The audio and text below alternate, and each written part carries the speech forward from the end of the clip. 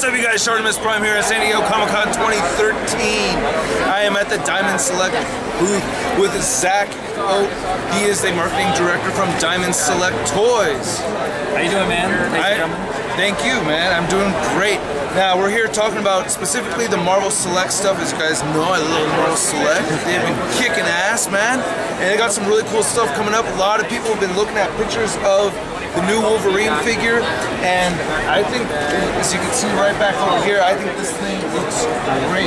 So yeah, if you could tell us just a little bit about this figure and what you guys went into it, and as far as the release date of the figure as well, that'd be great.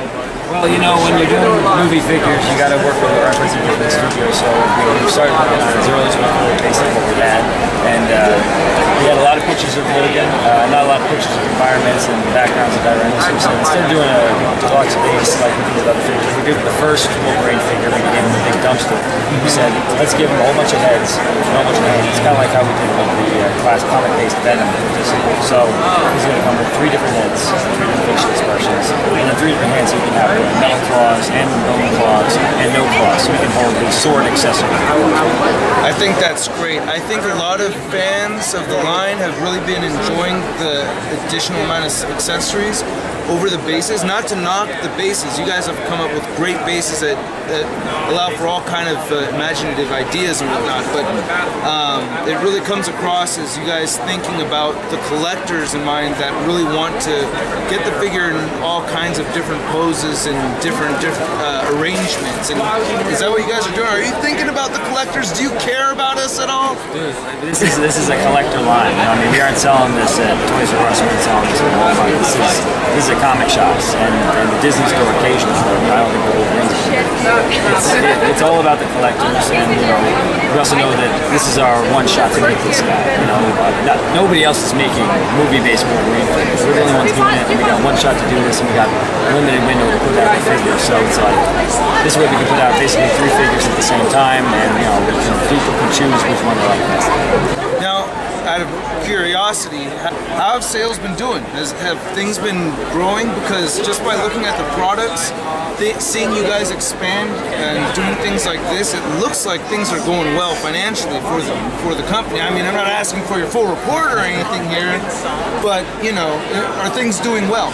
Yeah, I can gauge, you know, orders, I can gauge fan response, and our figures are selling out pretty consistently, which is great, and I can see that fans online and orders are going to react to some of this stuff.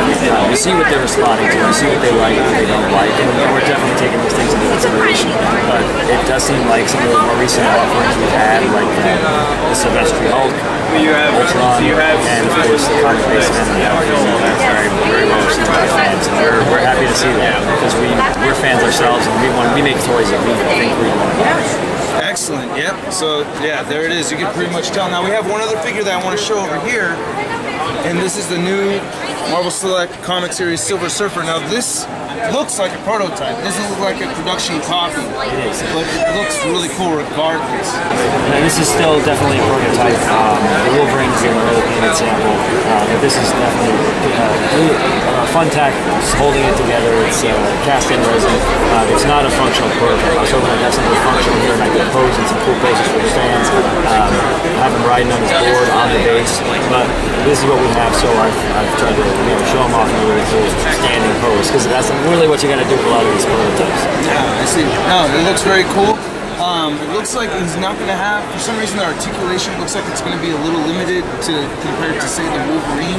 Is that just due to him having the base, like Wolverine doesn't have a base, he has accessories, but there's no like ab swivel over there, and it seems like the articulation in the Marvel Select figures aren't necessarily consistent. Like we have something where we have Ultron in the Wolverine, and then there's other figures that kind of match the articulation of the Silver Surfer. Is that just because there's different designers working on different products, or is there a different reason? Cost certainly does play a factor. If you're doing more, if you're using more plastic, you're going to get less articulation. articulation, but there is also the factor where different designers are working on different sculptors who have different aesthetics, and we try to unite them all into most line, but what's going to work with one sculptor for one sculptor, what's going to work for another. We let them make certain choices, we make certain choices, and based on what's best for the figure. Not every figure is going to have the same exact level of articulation, but not every figure is different. Okay, well, the guy who's doing the stuff like the Wolverine, right? I mean, this isn't bad. I'm definitely getting this figure without a doubt, but the extra articulation, it's always a plus, I gotta say. He's got double jointed knees and he's got the articulated ankles. He should be able to. This is not final. This is a prototype, so it may still some stuff may still change. I don't know exactly what the final fortune will be, but he should be able to ride with straight approach riding his board on the base, which should be a nice bonus for people. Sam Greenwood did a great job sculpting, and we're pretty happy to have him now. General Giant does a great job on their own stuff, absolutely. And they are also they do like putting in the articulation, but so I think Silver Surfer will be a very nice figure. It's a fun, working production piece in there. Yeah. Where we've also thrown in some interchangeable parts. In that, we've got the Infinity Gauntlet here, which you will be able to wear on his hand, and we've also got an energy glass. So I'd either think 1 or 2 years energy glass. I'm not sure how many, but that will fit over his hand for projecting the power 1000. So if you guys have not picked up the Marvel Select Thanos, which you should have gotten already, because it is a badass figure, you gotta get the Silver Surfer to go with it, man. You just have to. Now we got one other figure that I want to show over here, and then we'll wrap up. It is the Dark World Thor. Right over here. This guy looks sick, man. I'm really liking how this looks. Tell us a little bit about this figure. This is an early production sample, so we're just looking at the final articulation and the final sculpt, but some of the paint apps are not final, so this is an early painted sample. So some of the stuff may change. His lips may be a little lighter. His armor details may be slightly different colors. We're still fleshing that out, but I wanted to have a fully posable version and not a non-posable prototype in the case, so that we can show that he can, stand in realistic and action stances and that sort of thing. He's going to be pretty well articulated, and again, it's another General Giant deal. And he actually does come with a base.